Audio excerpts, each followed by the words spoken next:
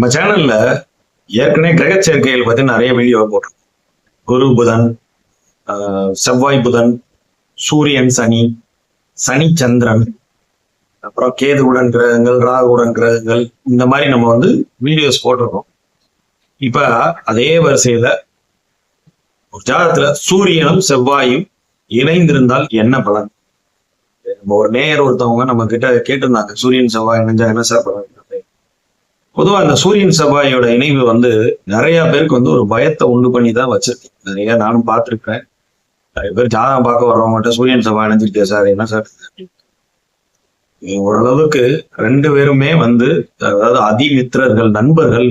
இவங்க ரெண்டு பேருமே ஜோதிட சாஸ்திரத்துல ஒரு கிரகம் அரசன், அதாவது ஜோதிடத்துல சூரியன் அரசனா கருதப்படக்கூடியவர், செவ்வாய் சேனாதிபதி, அதாவது ஒரு தளபதி, வீரன், அதை குறிக்கக்கூடிய ஒரு கிரகம் ஆகும். சரிங்களா? இவங்க ரெண்டு பேருமே பரஸ்பர நண்பர்கள். சூரியன் ஒரு அரை பாவ கிரகம், செவ்வாய் ஒரு முக்கால் பாவ கிரகம். சரிங்களா? செவ்வாய்க்கு ஒரு கால் பங்கு சுபத்தன்மை உண்டு. சரிங்களா? மங்களன் அப்படிங்கிற பேர் அவருக்கு உண்டு. சோ இந்த ரெண்டு கிரகங்களும் சேர்வது அவ்வளவு பெரிய தோஷத்தை உண்டு பண்ணுதா அப்படின்னு கேட்டா, எங்கேயோ ஒரு சில இடங்கள்ல நடக்குது. எப்ப நடக்குது? மாங்கல்ய ஸ்தானத்துல போய் அமரும் போது, 8ஆம் இடத்துல போய் உட்கார்ந்து கடுமையான பாவத்தன்மையை உட்காரும் போதுதான் இந்த விஷயங்கள் நடக்கும். சரிங்களா? இதுக்கு நிறைய விதிவிலக்குகள் உண்டு. குருவோட வீட்டுல மீனத்திலேயோ தனுசுலேயோ இணைஞ்சிட்டா இது பெரிய நெகட்டிவான பலன்கள் இல்லை, விதிவிலக்கு. சரிங்களா? அதே மாதிரி புதனோட வீட்டுல இணைஞ்சாலும், மிதுனம் கன்னியில இணைஞ்சிருந்தாலும் இது அவ்வளவு நெகட்டிவ் இல்லை. சரிங்களா? அதே மாதிரி சுக்கிரனோட வீட்டுல இருந்தாலும் இது அந்த அளவுக்கு நெகட்டிவ் பலன்கள் கிடையாது. சரிங்களா? இதே மாதிரி வளர்பிறை சந்திரன், சந்திரனோட அதியோகத்துல இருந்து பௌர்ணமி சந்திரன் சூரியனையும் செவ்வாயும் அதியோகத்துல இருக்கிறாரு, வளர்பிறை சந்திரன் பௌர்ணமி சந்திரத்துல இருக்கிறாரு அப்படின்னா இங்கேயும் பாத்தீங்கன்னா அந்த தோஷ நிவர்த்தி. சரிங்களா?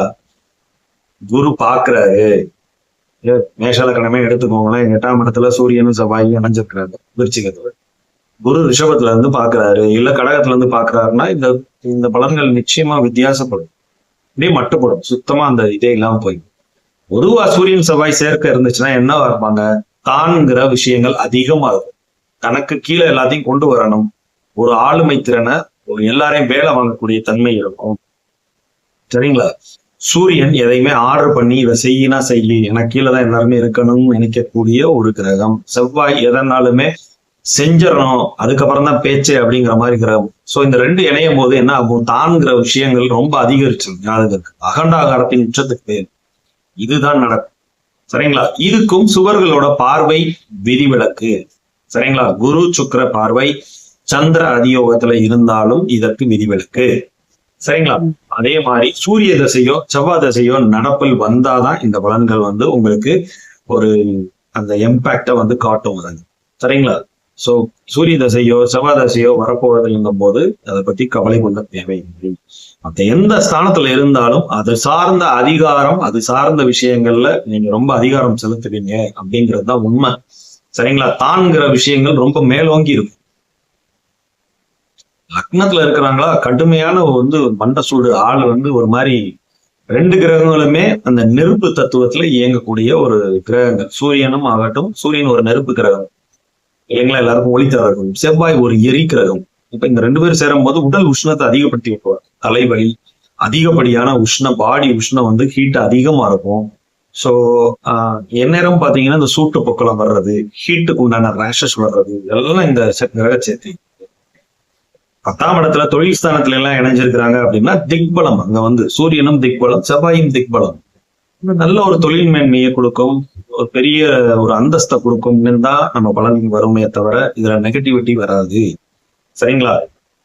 சோ அதனால சூரியனும் செவ்வாயும் இணைஞ்சிருக்கிறாங்களா, ஒரு பெரிய ஒரு பயந்துகிட்டு இருக்கணும் அவசியமே இல்லை. முதல் தசை நடப்புல வருதா அப்படிங்கறதுதான் நம்ம பார்க்கணும்.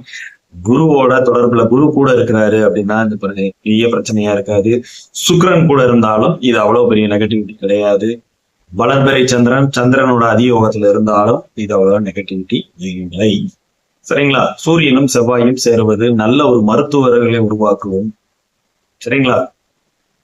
செவ்வாயோட வீட்டுல மேஷம் விருச்சிகத்தில் இருந்தால் செவ்வாய் சார்ந்த துறைகள்ல நல்ல ஒரு வேலை, ஒரு யூனிஃபார்ம் சர்வீசஸ்ல வேலை கிடைக்கும். இது சூரியன் சார்ந்த விஷயங்கள், சூரியன் சிம்மத்துல இந்த மாதிரி இணைந்து இருக்கு அப்படின்னா சூரியன் அதாவது அரசாங்கம் சார்ந்த பதவிகள்ல வேலை கிடைக்கிறது. இந்த மாதிரி இதுலயும் குரு சுக்கிரன் பார்வை இல்ல கூட இருந்துட்டா மிகச் சிறந்த ஒரு நல்ல யோகமாத்தான் இருக்குமே தவிர இது ஒன்றும் கெடுபலன்கள் இருக்காது. சரிங்களா? இதுல ஆதிபத்தியத்தை நம்ம கணக்குல எடுத்துக்கணும். ஒவ்வொரு லக்கணத்துக்கும் அவங்க வாங்குற ஆதிபத்தியம் இருக்கு. சோ அதையும் நம்ம கணக்குல எடுக்கணும். அந்த ஆதிபத்திய ரீதியான விஷயங்களை அவங்க கெடுக்கிறாங்களாங்கிறதுக்கு தான் இந்த சுபத்தன்மையை நான் சொல்றேன். சரிங்களா? குரு சுக்கிரன் இந்த வளர்பிறை சந்திரனோட தொடர்பு இருந்துருந்துச்சுன்னா இது அப்படியே டோட்டலா அப்படியே நல்ல பலன்களா ஆகும். சரிங்களா? இதுதான் சூரியன் செவ்வாய்க்கு உண்டான இணைவு உண்டான பலன். இதை நினைச்சு சூரிய தசையோ செவ்வாய் தசையோ வரவே இல்லைன்னா நீங்க இதை நினைச்சு பயப்படவே வேண்டியதில்லை. ஒருத்தர் குரு தசையில பிறக்கிறாரு, ராகு தசையில பிறக்கிறாரு அப்படிங்கும் போது அவங்களுக்கு இந்த சூரியனோ செவ்வாய் தசையோ வரவே வராது. ஏன்னா அவங்களுக்கு அந்த ஏஜ் ஃபேக்டர் எல்லாம் அடுத்தடுத்த தசைகள் வந்து பெரிய பெரிய தசைகள். ஸோ அப்ப அவங்க வந்து அதுல அதை பத்தி பயப்பட தேவை இல்லைன்றது தான் இந்த வீடியோ.